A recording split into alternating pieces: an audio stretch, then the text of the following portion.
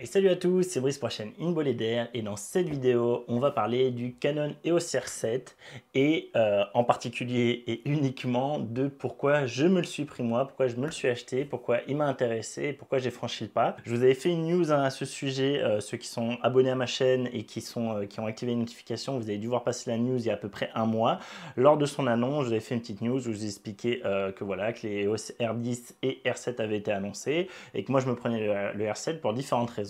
Et je vais vous détailler tout ça dans cette vidéo parce que vous avez été quelques-uns à me demander dans différentes vidéos en commentaire: ah, qu'est-ce que tu penses du R7? J'ai vu que tu te l'étais pris, est-ce que tu peux faire une vidéo détaillée, etc. Vous aimez peut-être bien ma façon de voir les choses, comment j'ai différentes sensibilités de par les différents formats que j'utilise et avoir l'avis un peu d'un mec qui utilise du micro 4 tiers à côté. Vous voyez derrière moi mon OM1, là c'est le M1 Mark III qui est en train de me filmer, pour un peu avoir voilà, un autre son de cloche et avoir un avis différent. Alors petite remarque, je suis désolé, vous voyez ma porte et ma poignée, parce que si je ferme avec les projos et tout, avec les lampes, là je crève de chaud, on est l'été, ça y est, il fait chaud ici, hein. Et du coup, vu que je veux pas être complètement en train de crever de chaud, je vous le fais comme ça. Pourquoi je me suis pris l'EOS R7, et si je vous le montre par rapport à l'EOS R6, qu'il y a beaucoup de choses qui vont se retrouver. Première chose, c'est que on est sur exactement la même monture. La monture R ici va être exactement la même et la seule différence qu'on va avoir, c'est que le capteur, au lieu d'être un capteur plein format comme vous voyez là, va être un capteur APS-C, donc beaucoup plus petit, qui va en fait un peu flotter dans cette grande monture. Il va être au milieu, il va être centré et on va avoir un peu l'impression d'avoir une monture complètement surdimensionnée par rapport au capteur. Ce qui est le cas, ce qui n'est pas grave. Vaut mieux une monture trop grande qu'une monture trop petite. Donc ça, c'est plutôt très cool, parce que c'est pas du tout quelque chose à quoi je m'attendais. Je m'attendais à ce que Canon aille sur la PSC, par contre je m'attendais à ce qu'ils fassent une monture dédiée. Je pensais qu'ils allaient faire comme ils avaient fait. Alors vous savez, moi je suis nul sur les anciens Canon, tout ce qui est réflexe et tout, j'y connais que dalle. Corrigez-moi en commentaire, m'en voulez pas, corrigez-moi, dites-moi que je suis débile, mais m'en voulez pas, c'est que j'y connais rien et je m'en fous complètement. Mais du coup, de mémoire, de ce que je sais vaguement, Canon, sur leur APS-C, c'était les EOS M, si je dis pas de bêtises. Et les EOS M étaient une monture différente des EF. C'est ça, hein, EF, la monture d'avant, des réflexes, bref. Et donc, moi, je m'attendais à ce qu'ils fassent, voilà, qu'ils fassent deux montures différentes, qu'on ait une monture plein format et une monture APS-C. Ce n'est pas le cas. Ils ont fait comme Sony, à savoir la même monture sur laquelle on va pouvoir mettre les objectifs aussi bien plein format, mais également les objectifs APS-C qui sont en train de sortir. Donc ça veut dire que les objectifs APS-C qui sont en train de sortir, je pourrais très bien les mettre sur mon boîtier plein format. Par contre, évidemment, attention, je vais avoir un gros crop dans mon image. C'est-à-dire que sur mon capteur ici de 20 mégapixels de plein format, il faut compter que je vais avoir un crop au milieu de 1,6 fois qui va me faire, je sais pas, 12 ou 10, ouais, j'en sais rien, il faudrait faire le calcul, on s'en fout, 12 mégapixels, un truc comme ça. Et du coup, une image bien croppée, du coup, au lieu d'être à 10 mm, je serai à 16 mm. Parce que je vous rappelle, sur Canon, et je crois que c'est les seuls à avoir ça, le passage en APS-C, en fait, c'est un capteur qui n'est pas exactement comme le même format que les autres APS-C. Au lieu d'avoir un crop de 1,5 fois comme on peut avoir chez Sony par exemple, ou chez Nikon je crois, ou chez je sais pas qui, on a ici un crop de 1,6 fois. Et donc ça c'est un gros avantage pour moi. C'est un gros avantage pour moi d'avoir ce 1,6 fois et pas 1,5 fois, parce que une des raisons principales de pourquoi j'ai acheté ce boîtier, c'est pour avoir du reach. Et c'est en particulier un objectif que je vous avais dit, vous me l'aviez demandé en commentaire, quelques-uns d'entre vous, vous m'avez dit: ah, cet objectif il est sorti, toi qui aimes bien avoir d'un côté de l'ultra grand angle certes, mais de l'autre côté un très gros zoom, tu trouves pas que c'est génial, il est vraiment pas cher, etc.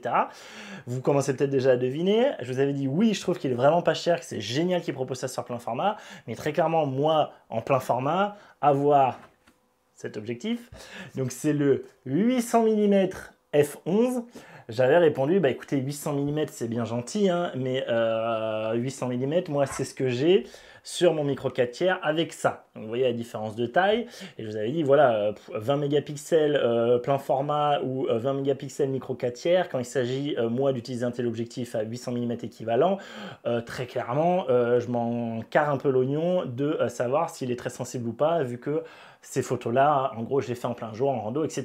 Et par contre ça, l'emmener en rando je peux pas, ça rentre pas dans mon sac, même s'il est très léger. Hein. En poids, on doit être kiff-kiff. Hein. Je vous en parlerai un peu plus, je vous ferai certainement un petit test expéditif de cet objectif-là, mais niveau poids, il est très impressionnant. Par contre, niveau encombrement, vous comprenez bien, hein, niveau encombrement, on a quand même des petits soucis, on a des petits soucis de longueur. Hein. Ça rentre vertical dans mon sac à dos Shimoda Explorer 35. Lui ne rentre évidemment pas, hein, d'accord? Donc lui, il rentre en profondeur, hein, comme je rentrerai un objectif normal, comme je rentrerai un objectif comme ça, d'accord? Donc, c'était ma réponse à l'époque. Et l'autre chose que je vous avais dit, c'est attention, voilà, F11, voilà, F11, c'est pas forcément GGN. J'aurais préféré qu'il ouvre plus, même si je vous ai dit, ouais, clairement, moi aussi, si je m'en servais, ça serait pour du plein jour. Et effectivement, le F11, au final, ne me dérangerait pas. Moi, ce qui me dérangeait le plus, c'était que je gagne pas en reach. Et voilà, et j'ai pas d'intérêt par rapport à ce que moi j'ai justement en micro 4 tiers. C'est là où vous allez voir tout l'aspect, toute la façon de voir d'un micro 4 tiers convaincu pour tout ce qui est rando, sortie à la journée, voyage, encombrement, etc. Donc ce qui s'est passé hein, depuis que j'ai répondu ça, c'est que j'ai eu l'OM1, et l'OM1 du coup avec son autofocus, qui est certes pas du tout au niveau de Canon, mais qui est quand même très très bon pour les oiseaux, surtout par rapport à ce qu'on avait avant par exemple sur le M1 Mark III, du coup avec mon objectif qui a du reach, et ben, je me suis fait plaisir, hein, c'était en plus la saison de tout ce qui est oiseaux migrateurs, hein, là c'est encore un peu le cas. Donc les guêpiers en particulier et les rouliers, et du coup, donc j'étais très content, voilà, vraiment, je trouve que c'est un combo qui marche bien, je dois vous faire la vidéo dessus, ça fait partie des tests que je dois encore publier sur l'OM1, mais je sens qu'il y a beaucoup moins d'engouement dessus, et que voilà, et quand je sors une vidéo dessus, ça n'intéresse pas forcément grand monde, donc je favorise les trucs d'actualité qui intéressent du monde à l'instant T, et, mais ça va sortir, hein, ça sortira, mais un des trucs que je vous dirai dans le test, qui sera ma conclusion, et que j'ai remarqué, c'est que pour ce genre de photos, donc d'oiseaux, où en fait ce que je fais c'est que je suis en voiture, en gros hein, j'allais tout le temps à ma pause entre midi et deux, j'allais en voiture, il y a un endroit pas très loin de chez moi qui est pas très loin de mon boulot où je peux, où je sais qu'il y a des endroits où il y a des oiseaux, hein, où il y a des oiseaux, des guêpiers et des rouliers, et d'autres choses d'ailleurs, j'y allais, je me garais un peu loin et je m'approchais, donc soit en voiture doucement, soit à pied, et je faisais mes photos. Mais ils sont très très craintifs, ils sont vraiment extrêmement craintifs, et ils sont dans des coins en fait très tranquilles, et dès que je commence à rester, dès que je fais un tout petit peu de bruit, ils se barrent, et dès que même sans faire de bruit, si je commence à rester plus de 5-10 minutes, bah très vite, ils reviennent pas, ils se carapatent, ils reviennent pas. Et du coup, je me suis rendu compte que même 800 mm, eh ben, c'était un peu short. C'était un peu short au point que je me suis tâté à acheter le 100-400 de chez Olympus, celui sur lequel j'ai beaucoup craché dessus, et je continue à pas mal cracher dessus. Pourquoi? Parce que tout le monde a fait un foin, en particulier les ambassadeurs Olympus, ça y est, c'était la révolution, waouh! Un 100-400 pour Olympus, alors que celui-là a toujours très bien marché, et marche aussi bien que l'Olympus sur les boîtiers OM Olympus, hein, je vous l'ai prouvé à plusieurs reprises, d'accord? La stabilisation marche très bien, il n'y a aucun souci, hein, elle marche aussi bien que l'autre, sauf que en compacité, il fait je crois 7-8 cm de moins. Bref, je refais pas le détail, je vous ai fait une vidéo là-dessus, allez voir ça. Et pourquoi, par contre, effectivement, le gros avantage qu'a l'Olympus par rapport à ce Panasonic, c'est que l'Olympus, on peut mettre le TC, le téléconvertisseur, en particulier le TC x2. Et là, effectivement, avec le TC x2, j'arrive sur un équivalent 1600 mm. Et ces oiseaux que je me galérais que tout le temps, hein, je vous montre des photos là, que même avec le 800 mm, ben, ils étaient bien petits hein, dans mon cadre, hein, dans mon champ, dans ma photo. Malheureusement, je ne peux pas démascroper hein, parce que j'ai uniquement 20 mégapixels. Je peux utiliser la fonction high résolution, mais ça ne va rien donner parce que mon sujet va forcément bouger d'une façon ou d'une autre. S'il est en vol, c'est carrément fini. Mais même s'il est perché sur son poteau, sur son fil, sur sa branche, il va tout le temps être en train de tourner la tête et je vais forcément avoir du flou. Donc je suis bloqué avec mes 20 millions de pixels et donc je ne peux pas tellement plus cropper dans ma photo et donc 800 mm c'était trop short. 1600 mm équivalent, waouh, ça commence à être chose. Par contre, 1600 mm équivalent, attention, avec l'ouverture qui allait avec, alors je ne me rappelle plus, mais c'est pareil, hein, quand on met le téléconvertisseur, vous faites x2 hein, sur la valeur d'ouverture, hein, ça faisait que pareil, hein, une fois qu'on était avec le téléconvertisseur, à fond de zoom, on était vite sur du, je crois, équivalent F11, voire plus, voire F16, je sais plus, voilà, entre F11 et F16, je crois, bref. Je ne me rappelle plus, dites-moi en commentaire si j'ai des bêtises, mais en tout cas une valeur importante, hein, on est déjà, voilà, on commence déjà à pouvoir rentrer dans le champ de la diffraction. Et ça me faisait vraiment chier d'acheter un deuxième équivalent à lui, parce que lui je l'adore, lui je l'amène en rando, l'Olympus, j'aurais pas pu l'amener en rando, il était quand même assez cher, je crois 1300-1400 €, il est encombrant, voilà, du coup tout ça m'embêtait, mais voilà, à la fin, là, après un mois, vraiment l'avoir, 3 semaines, un mois, l'avoir eu beaucoup utilisé avec l'OM1, je m'étais dit, oh, voilà, ce truc-là, cet aspect-là me manque, il me faut un truc qui aille plus loin en zoom, un truc tant pis qui soit encombrant, etc. C'est vraiment le truc que je prends juste avec moi quand je suis en bagnole, que je m'arrête à un endroit pour faire des photos de bébés, des photos d'oiseaux. Là, je pense à ce que je vous dis ici, mais pareil, on a le fameux Martin Pêcheur avec Damien, hein, du coup, à un endroit à Peyrac-de-Mer. Il y a, moi, je pense par exemple au vautour au niveau des gorges du Verdon, où il y a plein de spots où on peut les voir. Je pense à des eaux, je pense à des réserves, la réserve africaine de Sigean ici. Je pense à la ferme aux papillons, au tropique du papillon. Enfin voilà, dès que vous allez dans un endroit où vous savez qu'il y a des endroits où vous pouvez shooter des animaux, des bestioles, et que pour autant vous n'avez pas besoin de crapahuter, faire de la rando pendant une demi-journée pour y arriver, là ce type d'objectif devient intéressant et je serais prêt à avoir un gros objectif bazooka sur mon plein format, sauf que par contre je suis pas prêt à mettre 30 000 € dedans, d'accord? Je suis pas prêt à prendre un 800 mm à 15 000 €, enfin voilà, évidemment que non, hein, j'ai pas les moyens, mais j'aurais été prêt par exemple à prendre quelque chose voilà, qui serait allé à 1200 mm à un prix convenable. Bon, ça n'existe pas. Aujourd'hui, le plus gros à prix convenable, à prix très convenable, hein, 1100-1200 €, c'est ce 800 mm f11. Mais bon, je vous ai dit, 800 mm sur le plein format, je gagnais rien, ça m'intéressait pas, je m'en fous, je suis pareil, je gagne pas de reach. Avec le crop 1,6, c'est pas rien. Ça, c'est ce que je vous avais dit justement dans la news en question. Dans la news en question, je vous avais dit, bah, écoutez, moi c'est vraiment le reach qui va m'intéresser. Et là, je vous refais le calcul devant vous, hein. Si je fais 800 mm x 1,6, on arrive à une focale équivalente de 1280 mm. 1280 mm, presque 1300. Commence à être pas mal, hein. Commence à être pas mal, sachant que ça, sur le Canon EOS R7, c'est un capteur de 35 millions de pixels, donc pratiquement 2 fois plus que mes 20 millions de pixels sur l'EOS R6 ou sur l'OM1 ou sur le M1 Mark III. Et donc là, je vais pouvoir cropper. Là, on commence à être sur une vraie densité de pixels beaucoup plus importante. Et là, oui, on va pouvoir commencer à refaire des crops dedans. Donc ça, accumulé aux objectifs que je vais pouvoir mettre dessus, en particulier 800 mm, et ben on commence à avoir un reach, très facilement, pour moi, on va arriver à 1500 mm. Vraiment sans trop de problème. La photo finale va pouvoir être équivalente à du 1500 mm. Et donc voilà, la vraie raison, grosse raison principale de pourquoi je l'ai acheté, c'est que je peux à la fois lui mettre les objectifs que j'ai déjà dessus, d'accord? Donc je vais pouvoir m'en servir en particulier pour me filmer, j'y viens juste après. Et surtout, je vais pouvoir y mettre un gros zoom qui est à ma connaissance le seul qui existe en plein format comme ça, hein, ou même en APS-C du coup en plein format ou APS-C. Ok focal fixe, ok pas tropicalisé, ok f11, mais quand même ça existe. Ça coûte pas une blinde, c'est pas du 3, 4, 5, 10 000 €. Voilà. Pour moi, je vous l'ai toujours dit, la force de Canon aujourd'hui, c'est ce qu'ils proposent en objectif, c'est les ovnis qu'ils proposent en objectif, ils continuent à le faire, je suis ravi pour ça d'être passé chez Canon, vraiment, oui, on n'a pas toutes les marques tierces et ça fait chier, mais d'un autre côté, Canon fait tellement des trucs que je suis même pas sûr qu'un Tamron aurait osé faire, que bah voilà, moi ça me va au final, hein, et surtout à ce prix-là. À ce prix-là, allez-y, hein, moi les kikis, j'attends de voir ce que les autres chez la concurrence proposent, hein, c'est pas tout de suite hein, encore. Donc voilà, vraiment ça, je trouve ça génial. Et du coup, ça, ce combo-là, c'est vraiment la raison principale, d'accord? C'est vraiment pour gagner encore plus de reach par rapport à ce que j'ai sur le micro 4 tiers, ok?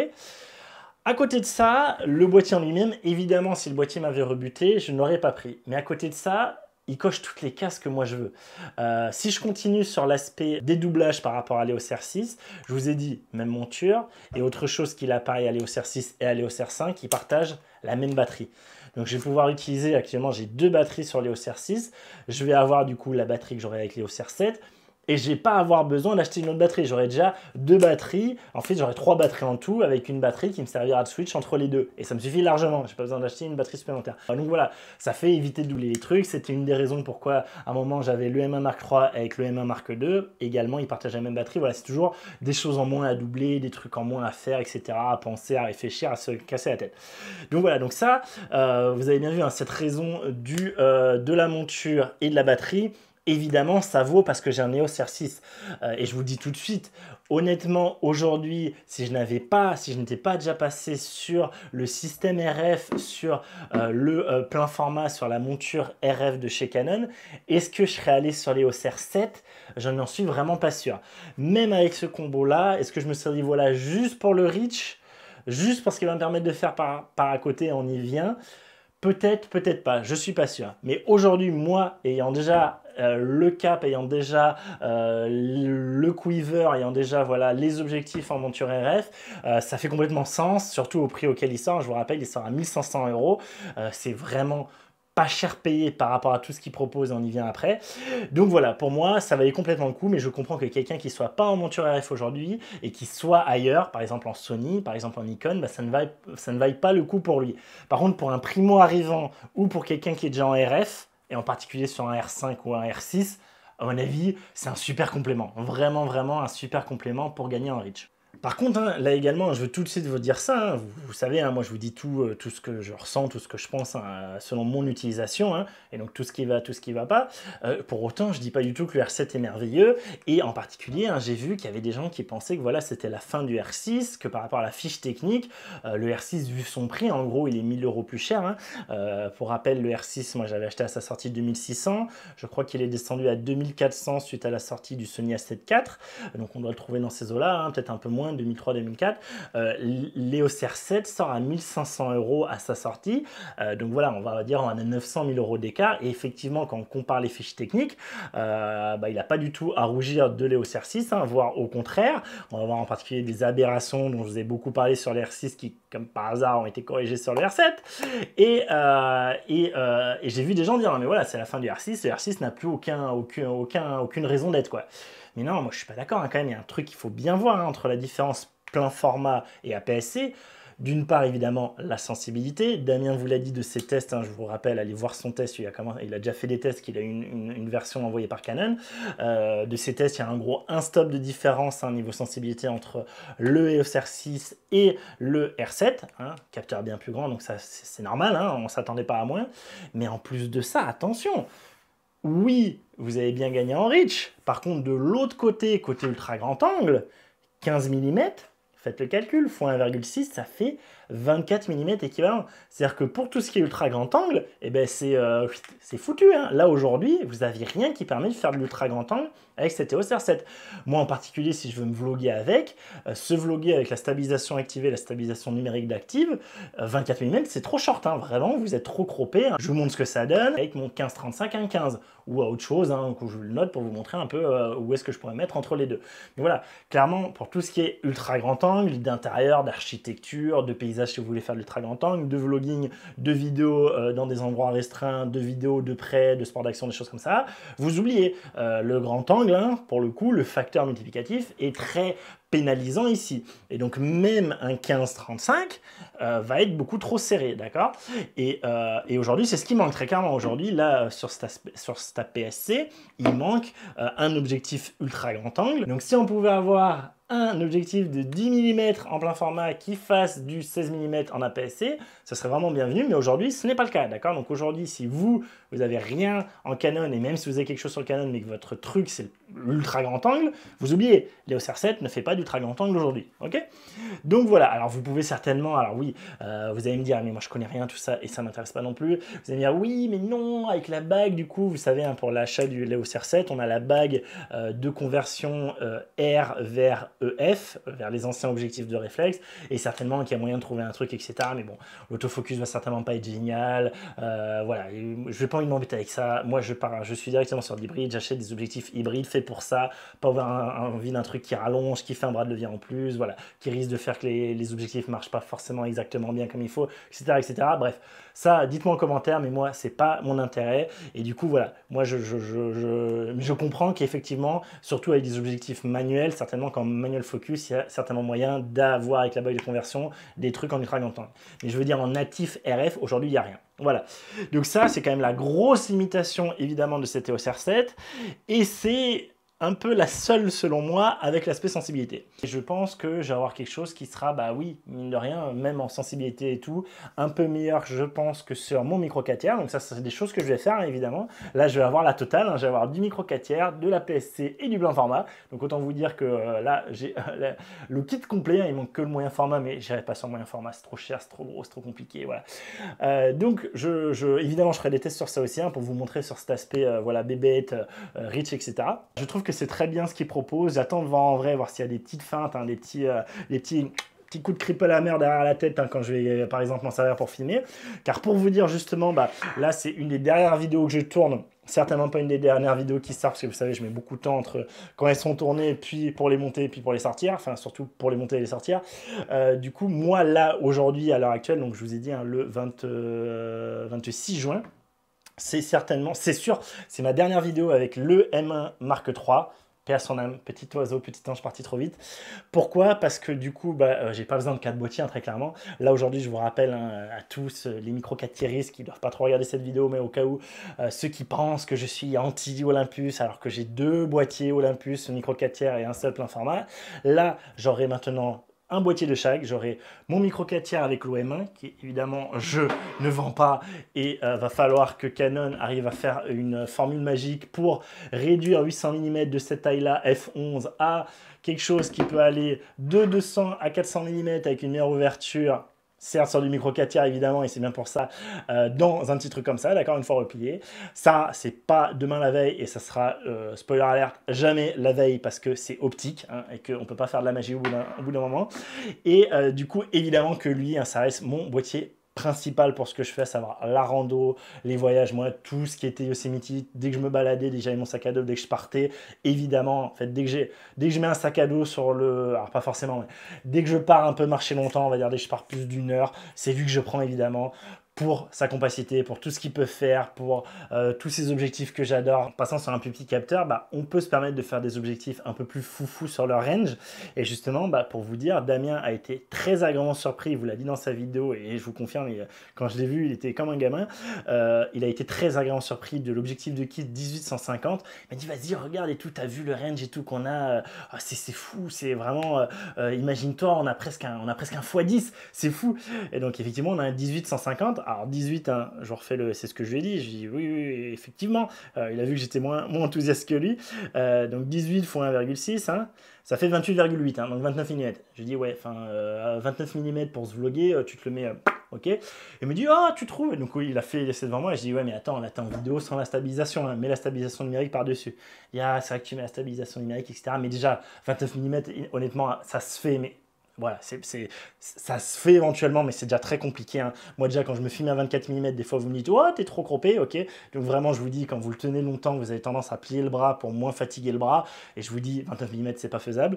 Par contre, du coup, 150, c'est très bien. Hein, du coup, donc ça fait un 29, 150. Et ouais, c'est chiant, ce facteur 1,6.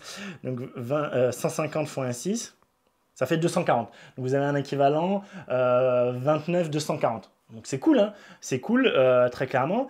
Il me dit, ouais, tu vois, c'est cool et tout, franchement, il est tout petit, il est tout compact, il est bien stabilisé, ce qui est vrai, hein, j'ai regardé, effectivement. Il me dit, t'as vu ce range, j'en ai pratiquement un x10. Et je dis, oui, oui, oui, certes, mais moi, ça m'a fait un peu rire, ce que je lui ai dit, c'est que, putain, 1200, quoi. Ah, ok, c'est pas un x10 non plus, hein, mais 24-200, quoi. 24-200 et un vrai 24, hein, F4, hein, ouverture constante, hein, pas du... Alors, c'est pas le même prix non plus, on est bien d'accord. Hein, soyons d'accord, l'objectif de kit de Canon est bien moins cher, hein, soyons clairs. Il est plus léger aussi. Hein. Lui est pas léger. C'est un F3563. Hein. F3563, ok. Donc voilà, donc c'est quand même pas comparable. Il n'est pas tropicalisé, je crois, non plus à l'objectif APS-C. Mais ça permet voilà, d'avoir des objectifs, et ce que j'étais en train de vous dire sur le micro 4 tiers, des objectifs un peu plus funky, avec des plages focales un peu plus funky. Et moi, c'est une des raisons pourquoi j'aime autant le micro 4 tiers et Olympus. Hein. Donc, 24, 200 F4, 200, 400, je sais plus combien, F... je sais jamais où c'est écrit sur celui-là. Voilà, F4, 6.3. Et mon préféré de tous, c'est vraiment mon objectif préféré. 8-25, donc 16-50 mm. 16-50, ça vous permet d'avoir à la fois de l'ultra grand angle et quelque chose pour un peu faire du portrait. Hein. Ça, typiquement en ville, c'est la folie. Ça, vraiment, je peux prendre que cet objectif en ville, je suis peinard. 16-50 mm f4. Ok, filtre de 72 hein, ici, que des, évidemment, hein, on peut faire... Là, en plus, ces 3 objectifs-là, hein, si j'avais 3 objectifs à avoir, ça serait ces 3-là, en thread, en pas de vis 72 sur les filtres, un seul filtre pour tout ça, en magnétique, floup, floup, je peux swapper d'un objectif à l'autre en un clin d'œil. La vie, là, ouais. Voilà, donc clairement, le micro 4 tiers, c'est pas demain la veille que je vais l'abandonner, d'accord? Parce qu'avant d'avoir ces choses-là, même sur la PSC de Canon, je pense qu'il va se passer sacré moment, d'accord, surtout en tropicalisé, surtout avec la stabilisation panneau Olympus, etc., etc., etc. Je refais pas tout le bien que je pense d'Olympus, même s'il y a des trucs qui vont pas et que je le dis, ok. J'aurai à côté le R7 qui sera donc mon APS-C sur lequel aujourd'hui je ne compte pas acheter d'objectif APS-C, très clairement. Dessus, je compte y mettre principalement, très majoritairement, le 800 mm pour faire de la photo d'animaux, pour faire de l'animalier, des oiseaux, des eaux, des parcs, des machins, ok.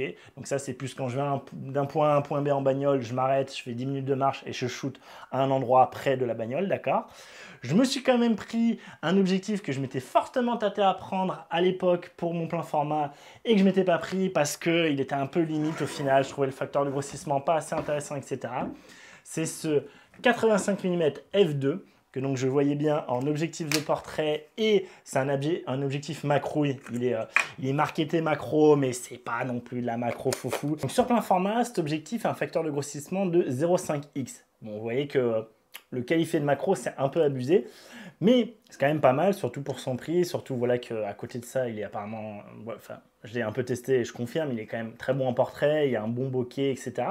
Et donc moi à l'époque, ça m'intéressait, je me disais, bah voilà, potentiellement, est-ce que je pourrais pas remplacer mon 70-200 f2.8, comme ça j'ai juste un objectif qui est un peu plus lumineux, ça me permet de gagner un stop au niveau des ISO. En intérieur, moi, l'hiver en particulier, tout ce qui est fête de fin d'année et compagnie, le nouvel an, à chaque fois, bah, je monte vite dans les ISO, je suis vite à 32 000 ISO, des choses comme ça. Donc du coup, je m'étais dit, bon, bah, parfait. Et il y avait deux choses qui m'embêtaient, c'était cet aspect, alors, le fait qu'il ne soit pas tropicalisé, ça c'est toujours pas le cas, il n'est toujours pas tropicalisé, mais le fait que niveau macro, bah voilà, le facteur 0,5x, ça me faisait un peu marrer, quoi.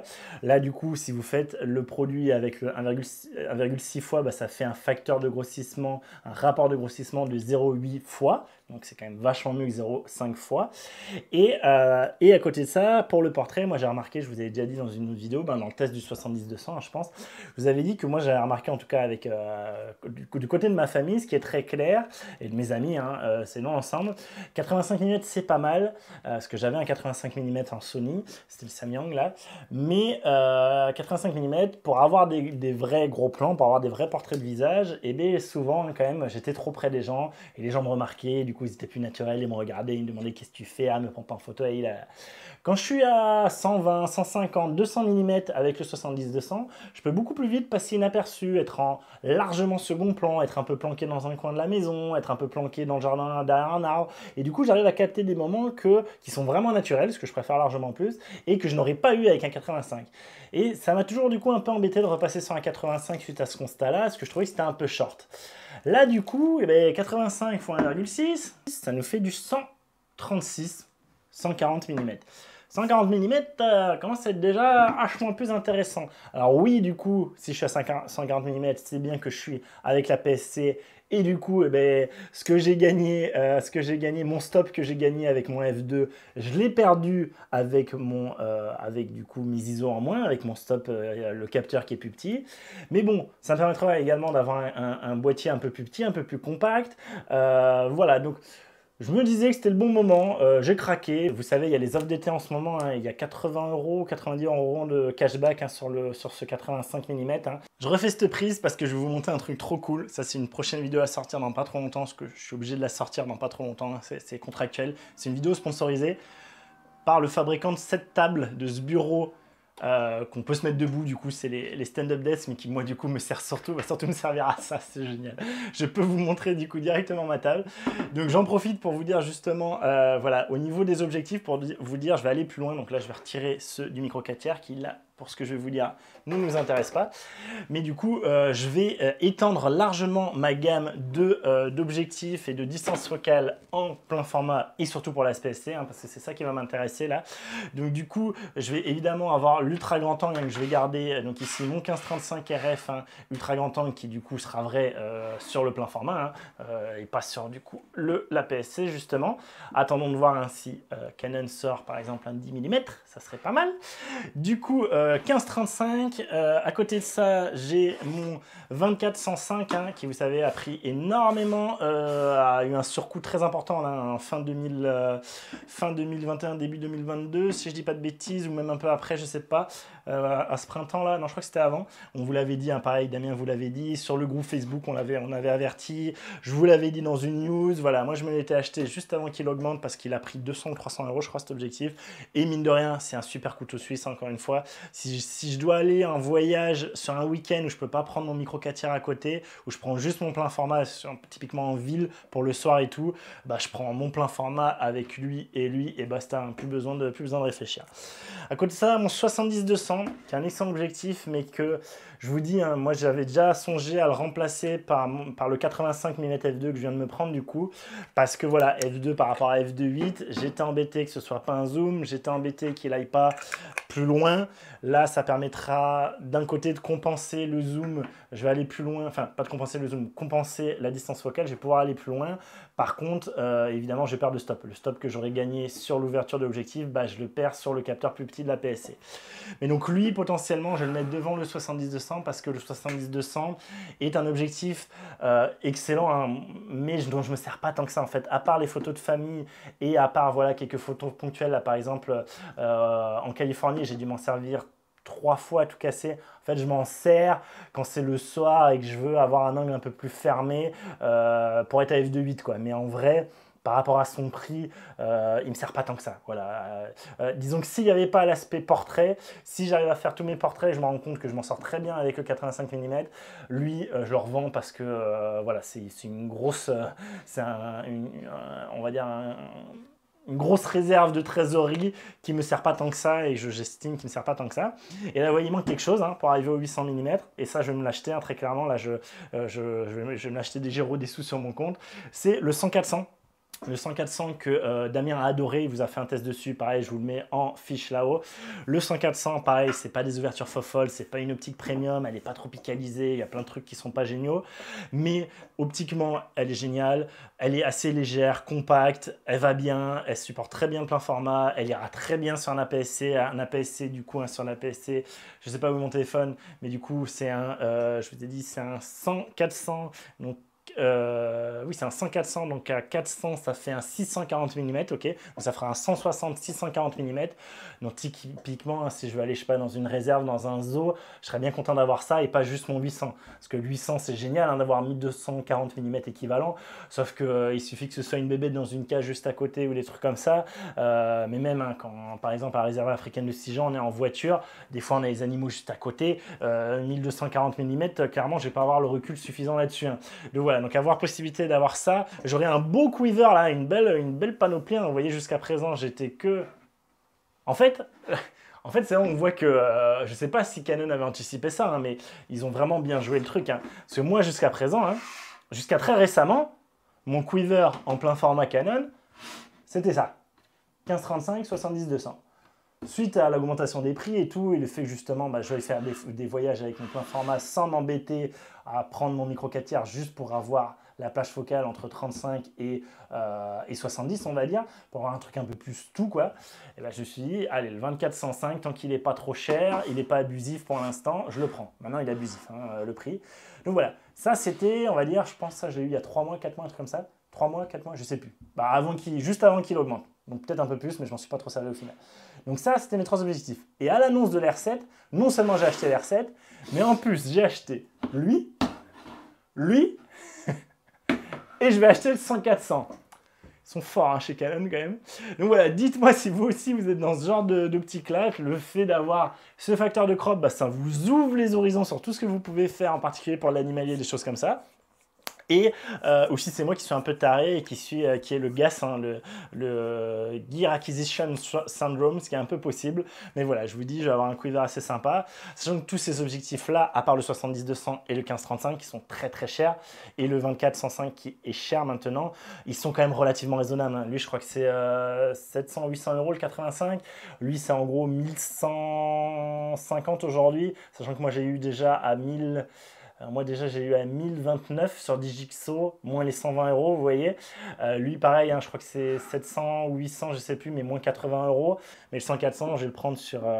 je vous donne un truc, je vous donne une astuce. Si vous êtes Platinum comme moi, je vous l'ai déjà dit, hein, mais si vous êtes Platinum comme moi sur Rakuten, vous pouvez acheter sur Rakuten les premiers mercredis du mois. Vous avez 20% en Super Point. Donc vous avez 20% remboursé sur votre cagnotte Rakuten pour acheter un autre truc après. Et ça, c'est valable partout. Et en particulier sur la boutique boulanger. C'est même pas du marché gris. Vous avez une garantie aussi bien qu'ailleurs. Vous pouvez aller en magasin, le ramener et vous faire rembourser, l'échanger, vous faire réparer directement sur place avec 20% remboursé. C'est génial. Donc c'est ce que je fais très souvent. Et voilà, et je vais en particulier utiliser l'argent que j'ai eu grâce à lui. Parce que lui, je l'ai acheté comme ça, j'ai acheté sur Boulanger, sur Rakuten, donc j'ai, je sais plus, j'ai eu 20% de 800, je crois. Je crois que c'était un peu plus de 20%, je crois que c'était 25% en plus à ce moment-là. Et du coup, j'ai en gros 170 euros. Donc j'ai utilisé ces 170 euros pour faire baisser le prix du 100-400 aussi sur la boutique Boulanger de Rakuten. Et je vais payer du coup, mais sur ce que je vais payer, il y aura encore 20% qui vont être recrédités pour m'acheter un autre truc après. Donc vous voyez que tout ça est dans, c'est pas si pire. Ça fait cher, hein, mais c'est pas si pire.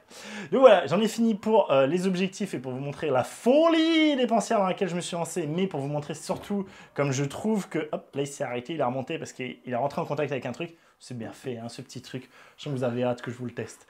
Mais du coup, voilà, je trouve que c'est quand même super qu'ils aient fait ça, Canon. Et très clairement, il n'y aurait pas eu cette monture exactement la même, et bien tout ça n'aurait pas été possible. Et je pense honnêtement que je ne me serais même pas posé la question. Voilà, il n'y aurait pas eu, je ne me serais pas posé la question et c'est pour ça qu'aujourd'hui, conseiller ce R7 à n'importe qui, c'est compliqué. Si par contre vous avez un R5, un R6 ou un R et que vous voulez avoir un truc à côté qui permette de gagner en range, en reach, d'aller plus loin, d'aller chercher les choses plus loin, pour moi, oui, 1000 fois. Surtout si vous faites de la vidéo à côté.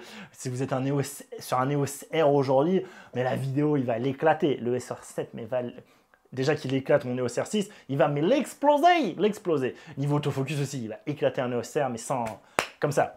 Ok, donc voilà, au revoir, petit EM1 Mark III, tu m'as bien servi, tu as été un excellent boîtier, je l'ai déjà revendu en fait, c'est pour ça que je vous dis c'est la dernière. Là on est dimanche, je l'ai mis en vente hier soir sur Rakuten, ce matin il était déjà pris, je l'ai mis pour ceux qui essaieraient d'en revendre ou d'en racheter, pour info je l'ai mis en vente à 999 € avec une batterie supplémentaire et l'œilleton en plus.